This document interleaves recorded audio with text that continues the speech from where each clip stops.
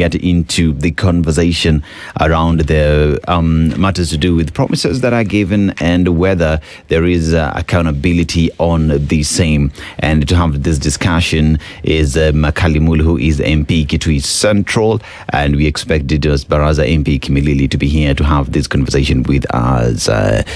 Good morning, how are you? Hi, morning. Uko salama? Good to see you guys. Yes. Good to see you. Doing well, except the issue of the fuel, prices. Eating everyone. Yeah, left, everyone. right, center. Everyone. Yeah, one would have hoped that the G2G deal would have helped us, but mambo ni mengi. We said it last year that it wasn't for helping anybody. It was a scheme to do other things. Yeah, so it will be interesting to see now the effects to the economy and how Kenyans will go through at this difficult moment. And perhaps then the government of Kenya coming up with a permanent solution, because we can't afford to live like this without having alternatives. So maybe you can also push in Parliament that we start looking West Africa, because Aliko Dangote is doing his thing with this refinery, so maybe we could start knocking doors there. But interesting conversation. Yeah, right? Sure. Yeah. So this morning we are in a country called Djibouti. So every week we go to a different country and come back with their proverbs, right? And a few things about them. So today we are in Djibouti, and they just came off an election, elected the president for the 6th time, and the gentleman is there to run the country. And the country's religion is approximately 94% Muslim. Yes, and it is a country that is faceted in very different cultures, because they are a former colony of the French, so they speak French, and then predominantly as well Somali, they speak Somali, so they have the Somali culture. There is also Ethiopians who are in the country, so it is, when you talk about integration and the different cultures mashing up together to form a country, that is there in Djibouti. But let's go to the proverb this morning. The proverb says, words are shared and meat is shared. Words are shared and meat is shared. How would you interpret it? For me, that's now the African communal arrangement where we live as a community. So it just says basically, let's share almost everything. We are sharing words, we are sharing meat, because meat is material. Yeah. Words is other things other than material things. So it's like saying, as Africans, can we share whatever little we have? And it's also very applicable where I come from. In our region, the smallest bird is a very small bird, which is the size of this. And we normally say, a Kamba will always share this, and it defeats the family. So it means whatever little you have, you share. Yeah, generosity. And aligning that. And a sense of community. Yes. Well said. Yes. Now, Mheshimiwa, we want to look at the promises that the country is often enough treated to, right? So, and we start this from, say, the campaign period. The campaign period, you find that the presidential candidates would come with a manifesto, which would be the promises to the people on what they want to do to them, for them rather, right? They want to get in and give them this service, if it's about healthcare, education, development, making sure there is equality, security. These are promises that Kenyans are given. And you'll also look at members of parliament. You'd also go and tell your people, I want you to elect me because these are the issues in the basket that I want to deliver to you as my people, MCAs, governors, senators. It is all a plethora of promises that Kenyans are treated to. But with that, then there is now the implementation aspect of these promises, where now rubber meets the road. When you expect that we finally gave you the rights to represent us, now we want you to deliver. And this is where citizens hold leaders accountable to their promises. How would you rate it? How would you rate it in terms of achieving or implementation of these promises from, say, a national perspective? No, thank you so much. You've raised a very important matter, the issue of promises we make during the time of campaigns. And actually, in simple terms, call them manifestos. Yes. So you hear that everybody has a manifesto. This party has this manifesto. But in technical language, we call them development blueprints, or you can call them strategies, strategic plans. so that within a time frame, for example, it's 5 years, you say in this time frame, I will be implementing this for you if you elect me as your leader. And normally what would happen is once you're elected, if you really you are a smart leader, you should work within your manifesto. And normally what would happen is in every manifesto, there's something called implementation matrix at the end. Yes. That matrix will give you an indication of what will be the outputs and what will be the budget. Now, what has happened over time, once we assume office, we tend to push this document to the back burner. And we take advantage of the fact that the people who elect us don't really follow it at all. And I've said many times, if you looked at the evaluation of the Kenya Kwanza government 3 years after being in office, they were given out of the about 270 indicators, performance indicators, what they said they will achieve. They'd only done about 34, which was about 5% of implementation. Yes. So actually, even if anybody cares, look at the implementation matrix without thinking about where you come from, that is without caring about our regional politics, our tribal politics, and other external things outside the manifesto, then automatically anybody who scores 5% in year 3 of implementation says even if you work as hard as what, you can only go up to a maximum of 20% or 30%. And that will imply that then you will be a candidate for failure. You should be kicked out of office. But you'll be surprised now, even in our debates here, people don't ask us, so what were we promised and what has been achieved?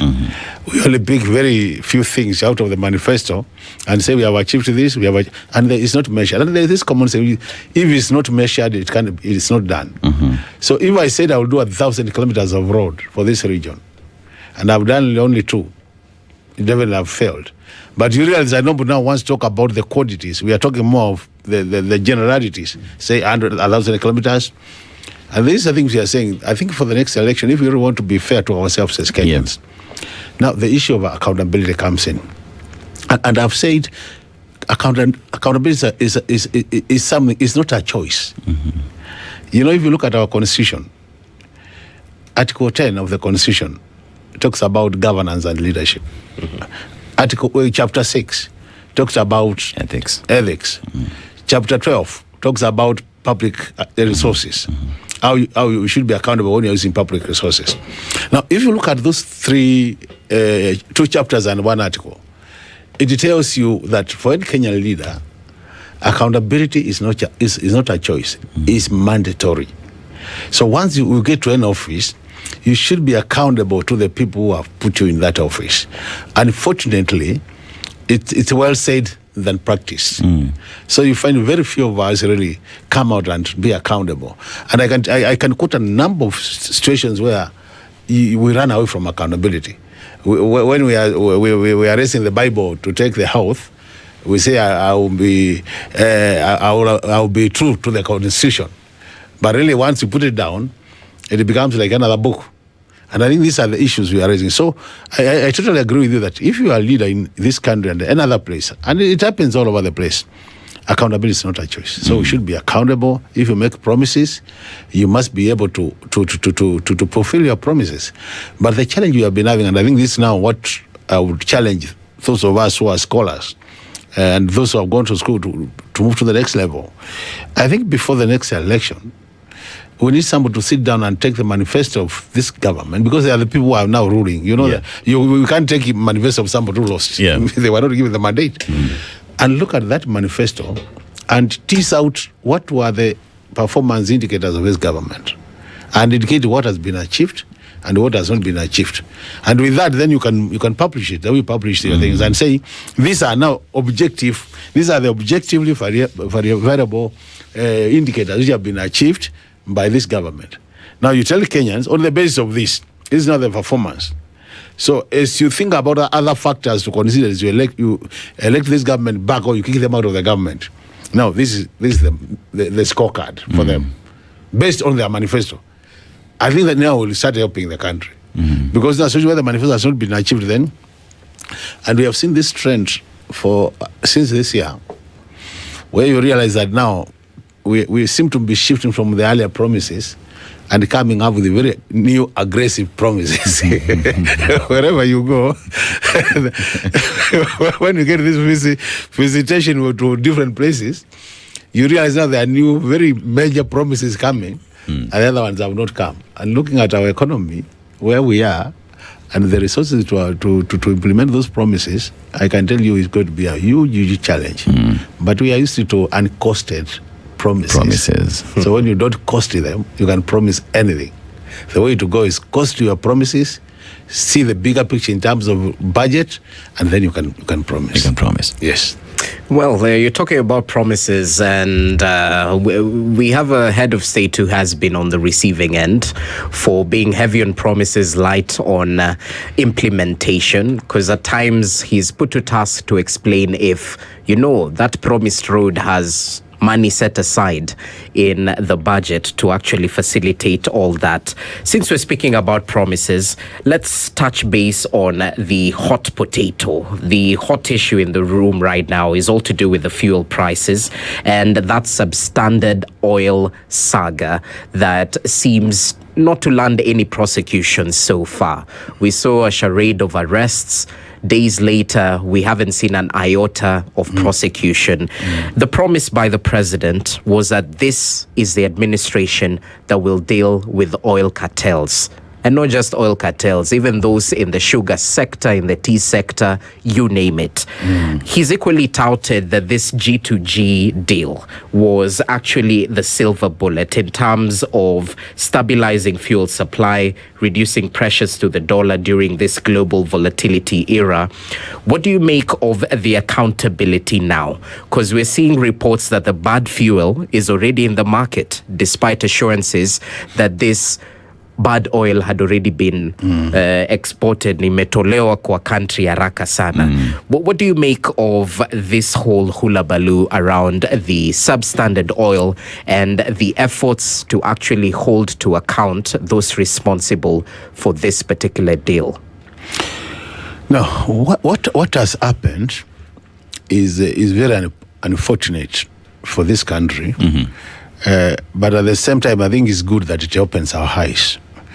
Because if you remember what happened when the Middle East war started, we got this encouragement that nothing will change. The country was safe in terms of fuel stocks and all that. And our expectation was that then life should continue normal.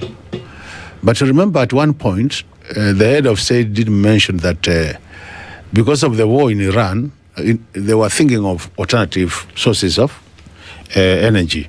And they were saying they would think other than the G2G, they were thinking about other ways of now getting petrol.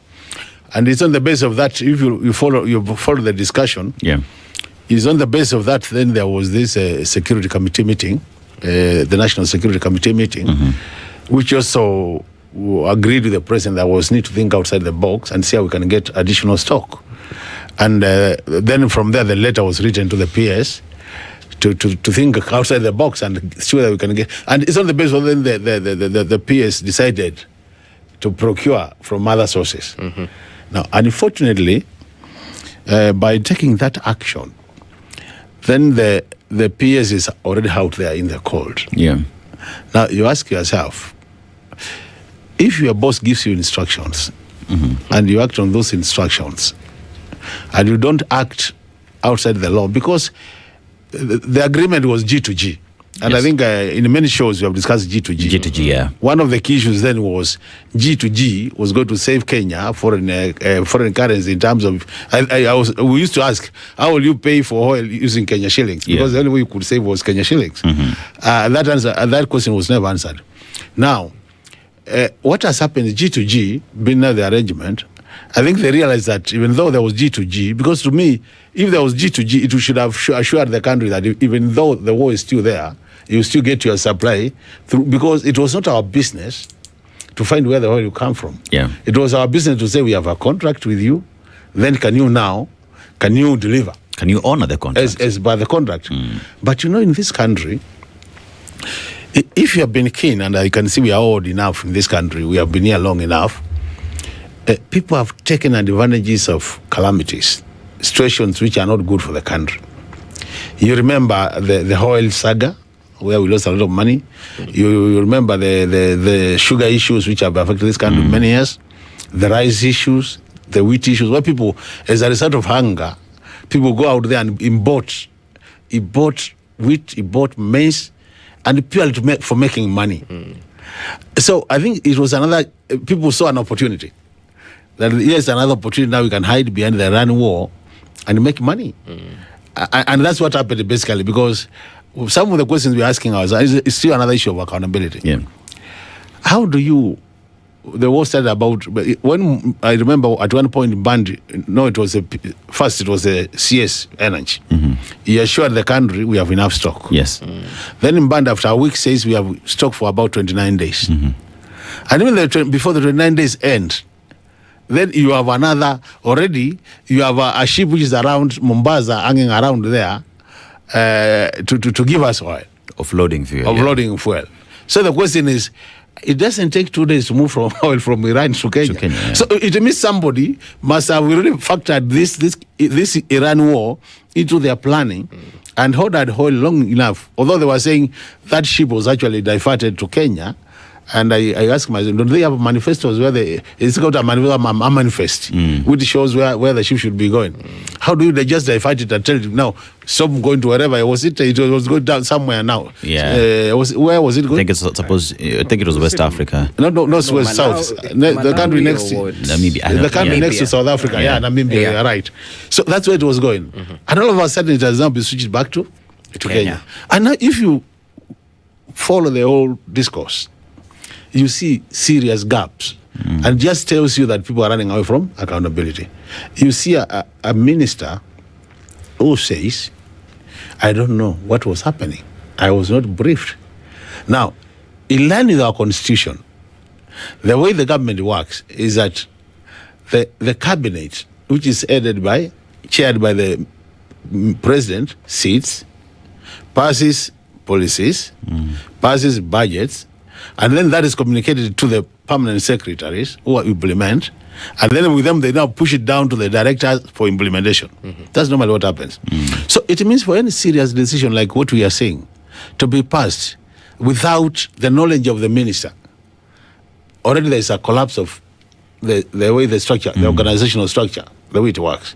And it tells you just openly that then the president could be in a situation where he's communicating directly to the PS, leaving out the CS. The CS. And what has happened in this government, there has been this debate always that the ministers are just there like flower girls or figureheads. The people who are really powerful are the PSs. So if I give just the CS position, and I know I really want to always leave him out of the decision, I give him a very powerful PS who I trust more than him. So in reality, I'll be working with the PS and not the CS. The CS. So I was not surprised when Wadai said that. But I was saying, if I were him, then this would be a very good case for resignation. But how many Kenyans can resign? The other complication is that Wadai is in this position on the basis of broad-based government. So you see, because I was imagining if he was a Kenya Kwanza minister, more likely would have been transferred or sacked. Yeah. But now because of the arrangement of the broad-based, he can't be more likely he can't be touched. Yeah. He can only be possibly transferred. Yeah. Another gap in terms of accountability. There's broad-based protection. Yeah. Broad-based protection. And now these things are outside the normal way of doing things, because what we are doing, we are weakening our institutions very much. We are weakening the institutions, and at the end of the day, we'll have a very weak governance structure in this country. So we need to rethink about what do we do, because the government has very good systems in terms of operational. They are very good institutions if you give them time to work independently, but that is what we are lacking, and that's why you see these gaps of accountability. And all said and done, I think really this issue of accountability is an issue we struggle with as a country. And this issue of the fuel, don't be surprised, we just die natural death. Because we are now a week after people were arrested. And you see, that for me is the bone of contention, because this is how I look at it. By the time we saw DCI officers move in to arrest these individuals, is because prior to that there had been ongoing investigations that pointed them to individuals who were right at the center and, according to them, are culpable of breaking the law at that point. Investigations had been done. So by the time these individuals were taken and their statements were taken, they were even taken to court, right? They were taken to court where they got the bail and all that. That means they had evidence with them to charge these individuals. But that notwithstanding, we have said in this show that the buck in the ministry stops with the minister, because he is the person. Even in these discussions of G2G, the ministry was involved. Very much. Don't be surprised that the person who signed those agreements is the ministry, and the exchange with the minister from the other side. So the buck must stop with him. We've seen a drama, zhuzhed up, arrest and everything. Cameras are there, individuals have been taken to court. But when it comes even to prosecuting these individuals, because the security committee sat and said we need an alternative means of getting fuel. And an alternative way of getting that fuel was seen. It was seen through these individuals whose sole responsibility is to get fuel into the country. So when we see that the cabinet secretary says, I was unaware, many would say that is an indictment to you as the cabinet secretary, as the person who should be in charge of day-to-day running of the ministry, that because you didn't know, and ignorance of the law is no defense. No defense at all. The president should have moved in, whether it is broad-based or not, and had the cabinet minister together with these individuals in court. But because we're playing politics, because we are playing 2027 politics, accountability is given the backseat. Would you reckon? I totally agree. And don't be surprised. How many times have we seen the DCI with those many cars go to arrest people and they never take them anywhere? Yeah. So it's just stage managed. To me, it's stage management of the issue, so that you are seen to be doing something, where in reality you're not doing something. And let's look at Kenya Pipeline. The gentleman who was heading that body. If you look back, at one point he was in that institution. Yes. How did he leave? Court case. Court case. So why did you bring him back? He was acquitted. So I'm telling you, the politics you are talking about is what we are saying. Because if I've been in an institution and I live through a court case, yeah, I might be acquitted, but bring me back to that, even the issue of perception, does it look good? Optics, yes. So unless you are coming there to serve some specific purpose. So to me, when we saw this happening, we're not surprised. And don't be surprised within another 2 months to hear the same gentleman adding another parastatal. Don't be surprised. Because the more likely serving some specific purpose. And that's what we are saying, really. If we are more accountable as a country and as individuals, we would be helping this country. What would happen is such a gentleman would say, let's be taken to court, let's be taken. There is always this assumption that you are not guilty. You are guilty. You are not guilty. You're innocent until you are innocent until proven guilty. So that being the assumption. But there's also the other element where, by the fact that you might not have done it, but you have been taken through a court process, also starts casting doubts on your credibility, and your integrity.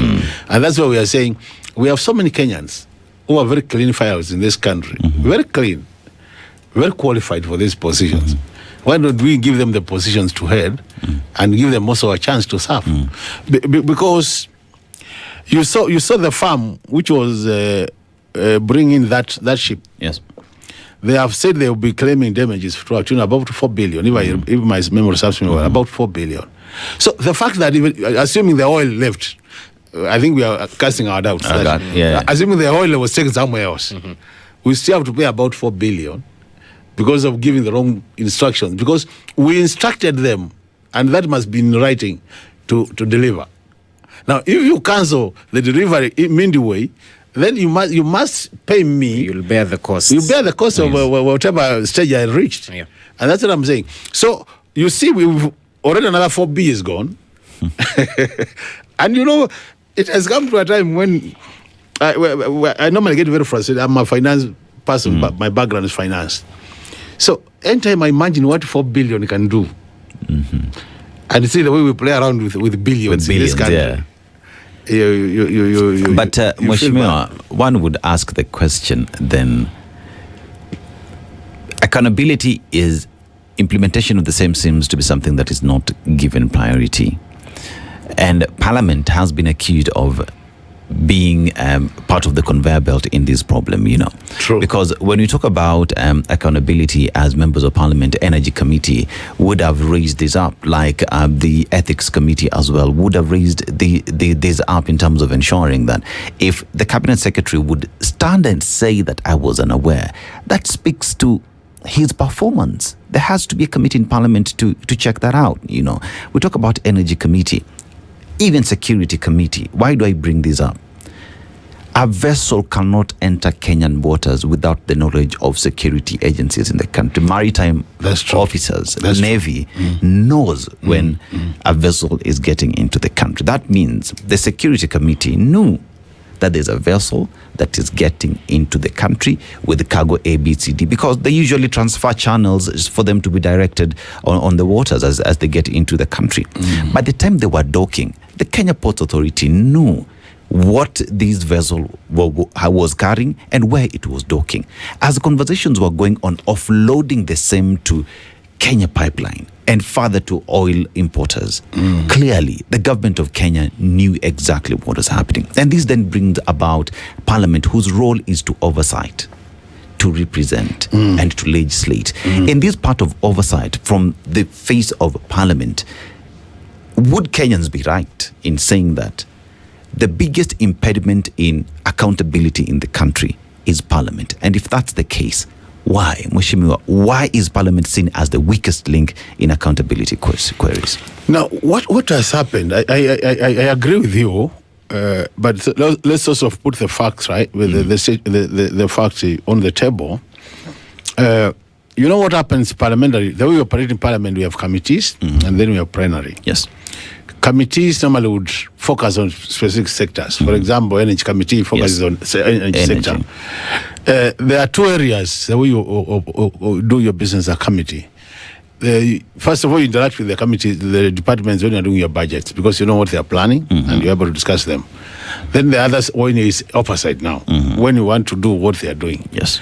Now, it only becomes a bit tricky in situations where, because once you approve your policies and your law, the execution is left to the executive. It's not parliamentary. And the only more times would come on board when either an issue like this has arisen, or when a report has come up and you want now to discuss that report to summon the minister and the CS. Otherwise, Parliament, it's like we are not very proactive. Yes. It's like we don't, but I think by design, we are not expected to post our noses everywhere, even as what implementation goes on. So I think that's an area we might have to think about in terms of the legal framework, whether there might be need for Parliament to be more. Because if you got hint that this is happening, then you could summon early. But you only come to know about it when it becomes public knowledge. Because we don't have an investigative arm ourselves. So it's like, when this happens, when you see the committee summoning the minister, the PS to get the details, so that they protect the interests of the public. But at times we come in when it's too late. Yeah. And then you might not be able to do much. That's one area. The other area is, in a situation where also majority of the parliamentarians are on the side of the government, the executive. That is, they have been elected on the side of the majority, where the government also forms that majority party forms the government. Then it also becomes tricky because rule number one in Parliament is decisions are made on the basis of majority, minority. So where you go, you say no and others say yes, and the yes have it, you have no business. So these are some of the challenges we are facing as Parliament, and I've been there long enough. I talk with a lot of experience. At times you get very frustrated that you see this matter is a matter of national interest, some which can really help this country, but just because majority have said no to it, you lose it. This is a matter which is very bad for the country, and you wish it was not even passed, but because the majority have said yes, it passes. These are situations you're always confronted with, and you realize that you start questioning whether we need to change a number of laws, the way Parliament operates. Yeah. But I agree with you, we need to be more aggressive, more proactive, and when things like this happen, also become a bit, neutral in terms of decision making. Country first. That you don't think about the party where you belong to, you think about the country first, as you say, put it. I think if we all get to that level, we then have a very good way of working. But generally, we all have challenges because of what I've said. Even members of parliament. There are some of us who have interest in the energy sector. Yeah. And at times, you saw the issue of the fertilizer, where some of our colleagues were found to have even imported fertilizer. Others were found to have imported maize using their companies. So you see this conflict of interest, because where it happens that this becomes a scandal and you are part of it, then you're obvious when you are in the house also. You don't want to come out objectively and say this was wrong, because it affects you. So these are some of the small things we need to streamline as a country, and ensure that if you are parliamentarian, then you don't become part of the contractors who are doing business with the government, because if you do become like that, then you also compromise your oversight role as a parliamentarian. Well, this is your third term in Bunge, Yes. right? Yes. Well, let's see how the 13th Parliament fares after the end of their term. But since you have a finance background, I'm just taking a look at some of the steps taken to cushion consumers from the high fuel costs. 6.2 billion from the Petroleum Development Levy tapped to stabilize the prices. We have the VAT on fuel that has been reduced from 16% to 13% in order to cushion consumers. With your finance background, what exactly are we staring at in terms of Kenya's economic state? Will there be a rise of inflation? Is it inevitable due to this rise of prices? Because when you tell Kenyans to tighten their belts, yet at the end of the day, the public wage bill is still growing. To finance this political status, it's still a cost on the Kenyan taxpayer. How exactly do we balance this? Because at the end of the day, they see the expenditures in State House skyrocketing, and yet sai tutaambiwa tukaze mshipi. Mukaze mshipi. Anyway, what you are saying is that the issue of petroleum products, normally we say is an external shock, because normally we don't produce our oil ourselves, so we always import it. And we've said many times, when the external market there gets destabilized, we must get the shocks here. So what has happened is the supply now has been affected, because some of the oil fields have been closed because of the war. So you find demand has not changed, but supply has changed. And very simple economics, where demand remains the same and supply goes down, prices will always go up. Yes. And when this war started, we said it. We said that prices will always go up. Now, the reason why the government was coming out strong and saying we have enough stocks was to tell Kenyans that whatever shortfall will be there, we will take care of from our stocks. But you realize that unlike maize, where we have strategic reserves, our foreign exchange, where we have foreign exchange reserves, you remember the issue, we always talk about 4 months worth of imports. For fuel, we don't have. And now is when they're thinking about how to get it, to establish it. So automatically, a number of things will happen. We might not say it, but whatever we want, first of all, prices will go up, and they have already gone up. So what the government has done is that what it has done now is to take up that price increase, where they have now brought in the stabilization fund, and they have reduced VAT. VAT was actually money going to the government, so they have reduced from 16 to 13. That means in terms of now the fuel, that difference of 3 shillings will be taken up by the government. So if today oil now is going 202.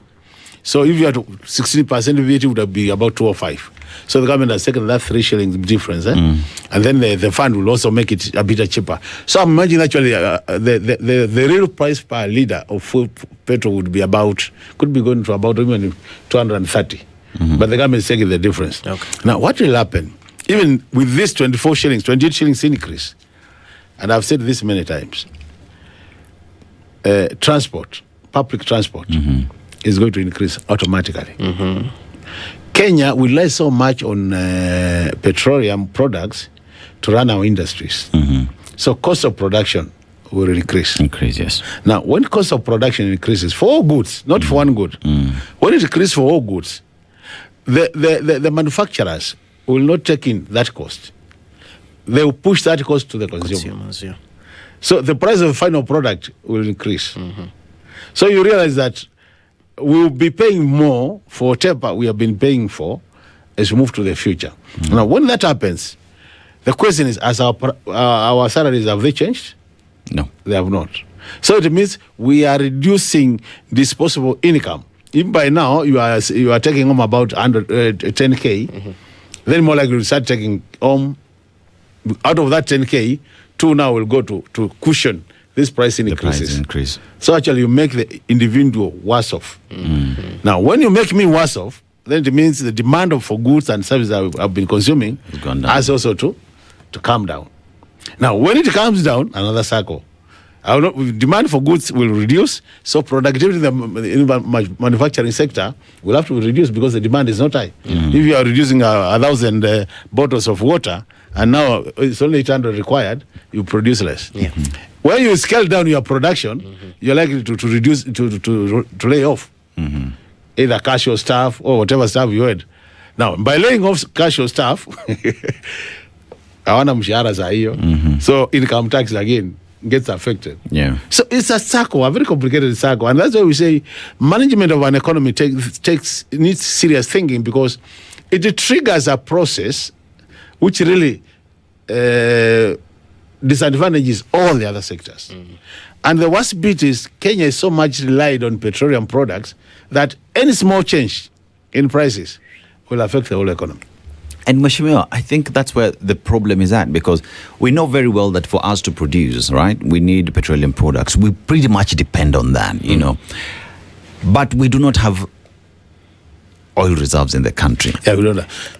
And because I remember having the conversation with a gentleman from the sector and said the most we have is until the end of April. You know, that is all we had before the saga now came and the oil had to go back. Now we find ourselves in a position where we do not have an option but to buy this fuel at an expensive rate, despite the fact that we are in a G2G agreement that one would hope if me and you agreed you're going to sell this fuel to me at 20 shillings, it is at 20 shillings because we have a G2G arrangement, you know. But then one would say, because things have changed, it is first come, first serve. That G2G, is it then thrown out of the window? Is it about time that we relooked at this agreement and interrogated whether it is serving Kenyans' interest, or we get out of it and allow ourselves to source for fuel where it makes sense? Like I gave an example. We have Nigeria. Should we start looking at Nigeria? We have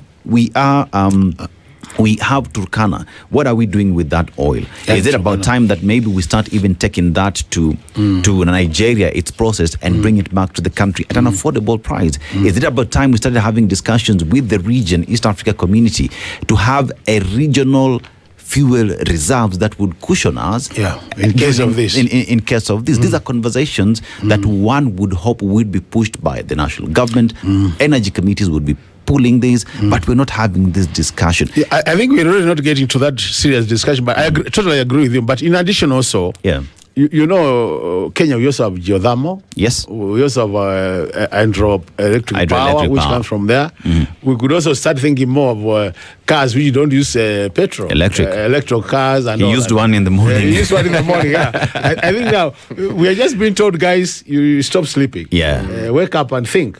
People in this sector, we are being told, wake up and think. So that we think about, even as we think about Nigeria and other sources, we also think about other alternatives. And I see, especially as we move to the future, really people have to get out of from petroleum products. We have some in Turkana, which might, I don't know, we started exploitation, but at some point we had to stop. We actually sold it at some point. We sold it at some point, we stop. So maybe we need to revisit that matter and see whether we can continue exploiting that for our own benefit as a country, but also think of other alternatives. I think that will help us.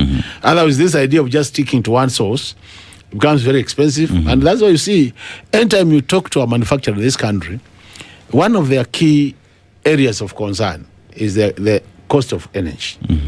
So it means as a country, we need to think seriously about what do we do with the cost of our energy, because once you reduce the cost of energy, then automatically you start reducing the cost of goods, and you will start helping our people now in terms of getting cheaper goods to the country. You also improving our level of demand for the goods, and I think that would be good for the country. But as it is now, I think from what we have seen yesterday, I think even the next month, price of fuel might still be going up. My fear is that I hope the suppliers and distributors will not hold the product to make it worse for Kenya in terms of prices, because you know where you go now for holding, then your price obviously will now become worse. There are those who have, I know a few had attempted to hold, because our committee yesterday actually visited Kenya Pipeline, and they said there was enough stock. That was another it surprised me that they go there, they say they have enough stock, and a few hours after they leave there, price increased by 28 shillings. So you ask yourself, if we had enough stock, what is the cause of this increase? Or is it a projection of the one being imported? So Kenyans, I like what Jesus is saying. Let's prepare for tighter tighten our belts, tighter situation in future, and that calls for tightening our belts.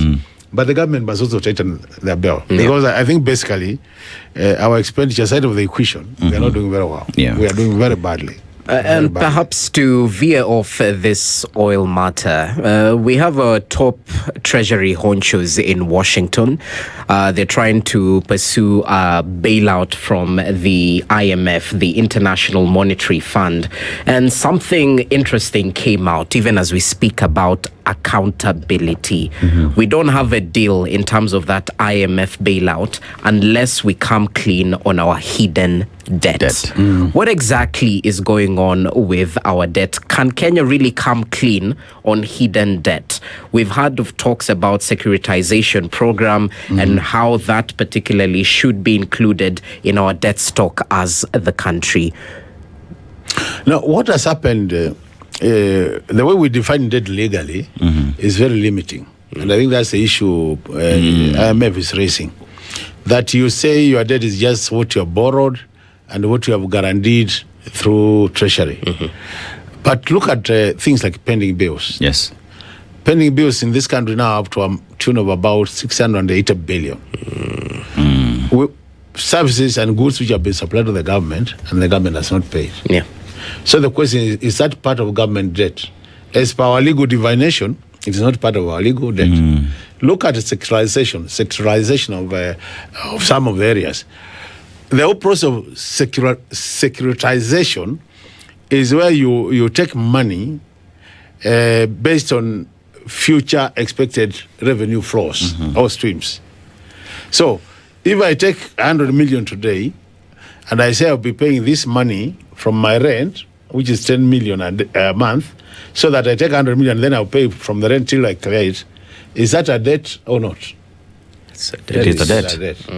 In a situation where a parastatal has gone borrowed without guarantee from Treasury, and they are borrowed already, the parastatal is a government entity, is that a debt or not a debt? It is a debt. So you see, the way we calculate our debt is we are living out pending bills. We are living out securitization of some of the proceeds we expect in the future, and we have left out non-guaranteed debt. So what IMF is saying, the 12.4 trillion we always report is under-reporting. Because if you include these three, then we'll be eating about 15 trillion debt. And then it raises the issue of debt transparency, public debt transparency. How transparent are we with our debt? And it means anybody who wants to work with us, when they look at our debt of 12.4 trillion, without factoring the rest which are not included, but then make a decision which is not based on facts. Okay. So the IMF is saying, please get your debt Register figures right, yeah. and register to be transparent. I think that's the message that's been sent. And this discussion has always been there many times, the way you define your debt as a country. So that's an area where we have some weakness. The other area which is of concern is the area where we are signing for debt. We sign loans, but then we are not using those loans in good time. So For what, intended purpose. yeah, so what has happened is we sign for a loan and you take about 5 years without withdrawing any of the proceeds of the loan. So you pay what you call commitment fee. So every year you're paying millions of shillings for a loan which you're not using. Yeah. Another demonstration of poor planning and financial management. Because if you are to come and pick a loan from me, assuming you come and tell me, Makali, give me a loan of 100,000, and I sign my documentation that I've given you, and then you take another year before you start getting the money from me, it shows really poor planning. So this is another area. Another area which also the IMF is raising is the issue where they are saying the way we categorize our domestic debt is like if you are a foreigner and you have loaned the government while you're in Kenya, that is factored in as domestic debt. As opposed to a debt which comes from Uganda or Tanzania. That's another categorization of debt, also an issue. Because they are saying if I'm a foreigner and I've loaned Kenya, that should be part of the external debt. So I think the issue of management of our public debt has become an issue. And this is an issue of concern. We've discussed it many times. Actually, yesterday, if you watched Parliament, that's one of the things we were discussing, where we are saying now we are talking about domestic loans and external. If you look at the supplementary budget we have just passed, we approved additional expenditure of about 364 billion, with projected additional revenue of 29 billion. So the difference of about 335 billion is to be borrowed. Now, if you look at what is being borrowed from outside, it's a ratio of 80 to 20, which means we are borrowing externally 20, we are borrowing domestically 80. Now, you can imagine what implications that does. Sector. So what that does, it does very quickly three things. One of them is domestic loans are short term. None goes beyond, I think, 2 years. It's more of a year. If you go for bonds, a bond could be about maximum 3 years, I think. Now, if it's that short in terms of repayment, then it means you have to come up with a planning which ensures that every 3 years you are rolling a loan or paying. The second item is the interests are very high, the domestic interest. Even though we are saying they are coming down, 8% domestic borrowing or 9% is still very high compared to 1.5% given by the World Bank, IMF. So that ensures then you have high interest. External borrowing is long-term, low interest. So it gives you some breathing space and you can plan your resources. Now, the third item which is critical is repayment of interest. You know, if you look at the interest you're paying now, this year we paid about 1.2 trillion interest repayment. Out of that, over 780 billion was domestic. So actually 70% domestic interest, 30% external. So when you put all these factors into consideration, you realize that we are not getting it right in terms of our public debt mix, whether domestic or external. And these are the issues we need to improve on if we have to do well. Bearing in mind, at some point, Parliament approved an acreage of 55% our debt to GDP. We are now doing 68.2. So instead of coming down to 55, we are going up. Yeah. Very soon, we'll hit that ceiling. Don't be surprised if we are auctioned. Okay. And briefly, perhaps to make this question political, because at the end of the day, a vibrant democracy requires a check on power. So has the opposition in the country truly effectively given, the government, held the government to account, as they say, or have we settled into that cycle of noise making, calling the government out without providing viable policy alternatives? What I would say is the opposition we've discussed issues of alternative policy issues, But the challenge has been the numbers in Parliament have overwhelmed us. Because you see, you always, if you go to the answered, it actually tell you that the minority side is doing a lot of work saying what should be done. But because of the way we do our business in the House, then we always end up losing. Even when we say this thing doesn't make sense, you saw like now, the issue of, there's an issue we are raising in the supplementary budget. We are told that the machine for which takes care of cancer patients in Kenyatta are broken down, and it's only one operational. One machine costs about 400 million. No, 450 million from the chairman of the committee. At the same time, you look at the budget and under the office of the president, there was a proposal to buy additional land for State Lodge in Endoret. And the cost of that land was costing 400 million. So we were asking ourselves, priority. If you are given a fair chance to make a decision, additional land for a State Lodge, and a machine to do radiotherapy for cancer patients, which costs 450, where would you put the money? But you realize the money for the land was found, the money for the machine was not found. Are you serious? These are the things. And then when you explain them, you're still the minority. And you see, we're also talking at the same time when Kenyans will be told to tighten their belts. But supplementary budget, there is also increase from 8 billion to 17 billion that will be going to staters. To do what exactly? No one knows. You look at the transportation cost that the deputy president spends, billions and billions of shillings, yet services do not get 80 billion in a day, hiring choppers. And with that as well, Mheshimiwa, as we close on, because the time is not on our side, there is also the issue on fuel. Chunk of why fuel in the country is expensive is because of taxes. When President William Ruto got in from 8 to 16%, are we able to look at how to adjust that to just make it affordable to Kenyans? Because if there are people who are supposed to tighten the belts, the government should also extend the grace to Kenyans in 30 seconds. Normally what happens is, it's very easy to collect fuel taxes and levies. Yes. Because it's a matter of calculating how many liters have been sold, and then you do your mathematics and you get the figure. That's why you see the government estimate. Always, they go very slow when it comes to reducing levies on fuel or taxes on fuel, because it gives them an assurance we'll get this money. So basically, even as we push for that, I can tell you it will not be easy. Because it's this way of collecting. And I think we need to challenge KRA to think more of bringing more people to the tax bracket as opposed to increasing these levies. Even though it's easier to collect it. To collect. Yes. Makali Mulu is MP Kitui Central, promises and accountability to the people. One asks the question, when will we see accountability be given? Priorities. Understand, Mheshimiwa, this conversation definitely must continue. This is the Situation Room, the only way to start your day.